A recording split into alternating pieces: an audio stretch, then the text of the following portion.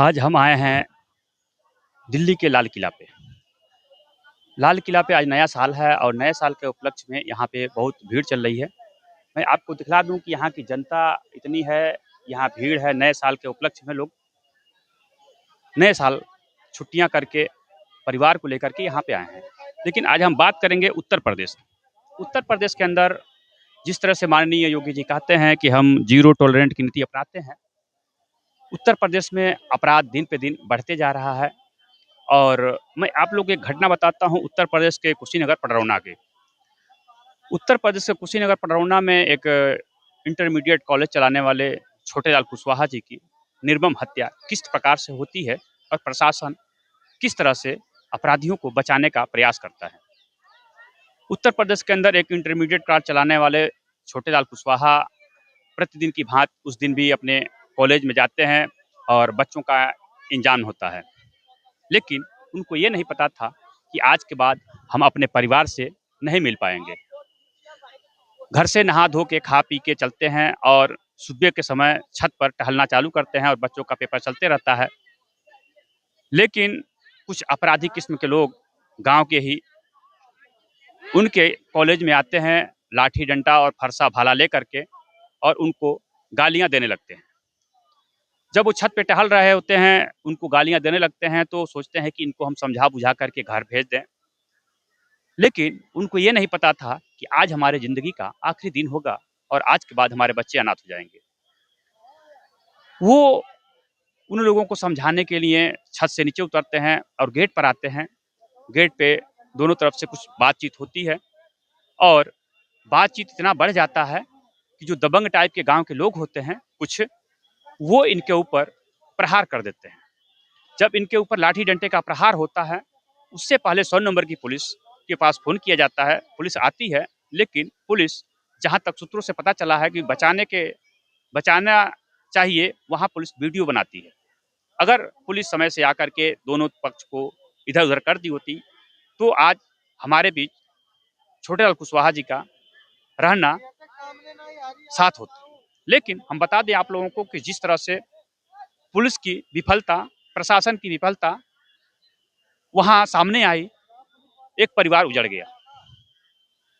प्रतिदिन की तरह छोटेलाल कुशवाहा जिस तरह से बच्चों को पढ़ाते थे, शिक्षा देते थे,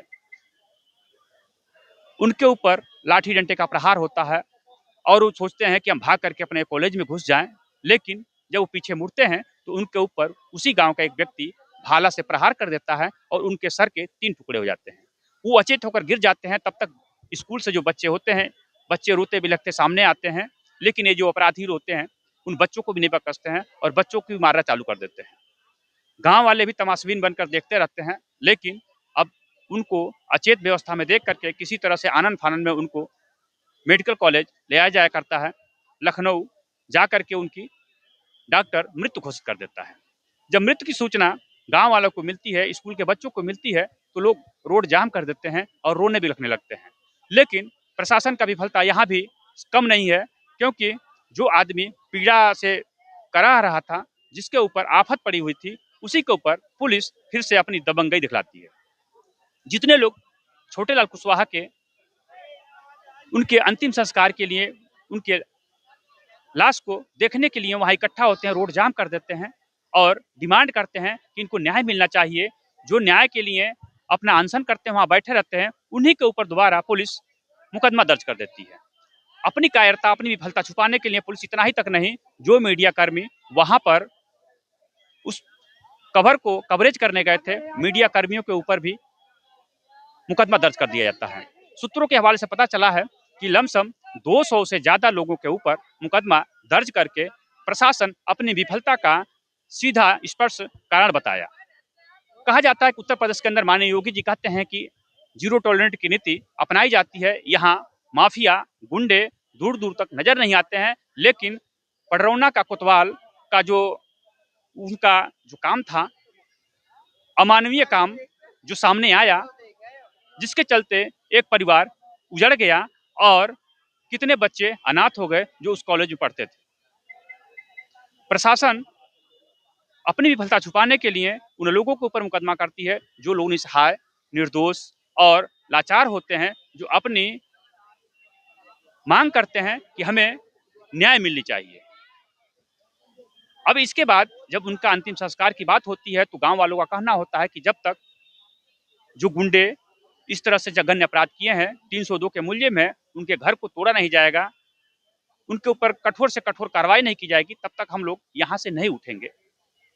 इसके बाद इसमें एंट्री होता है सांसद और विधायक।